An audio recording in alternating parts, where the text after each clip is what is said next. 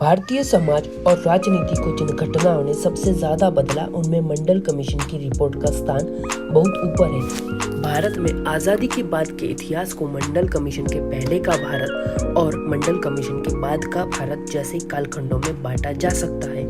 यह आश्चर्यजनक है कि जिस रिपोर्ट का इतना असर है, उसे बहुत कम लोगों ने पढ़ा है।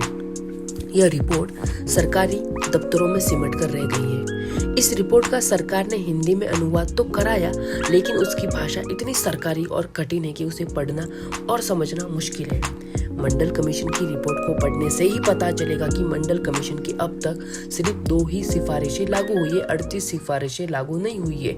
ओबीसी समुदाय को पता होना चाहिए कि वे 38 सिफारिशें कौन सी है। मंडल कमीशन को पढ़ने के बाद ही ओबीसी समुदाय को पता चलेगा कि ओबीसी को भी प्रमोशन में आरक्षण और निजी क्षेत्रों में आरक्षण की सिफारिश मंडल कमीशन ने की थी, जिसे कभी लागू ही नहीं किया गया। मंडल कमीशन ने यह भी कहा था कि भारत में जातिवार जनगणना होनी चाहिए ताकि नीतियों और आंकड़ों को तथ्यों का आधार मिल सके। देश के हर नागरिक के लिए एक बेहद जरूरी किताब मंडल कमीशन। यह शब्द है दिलीप मंडल जी की।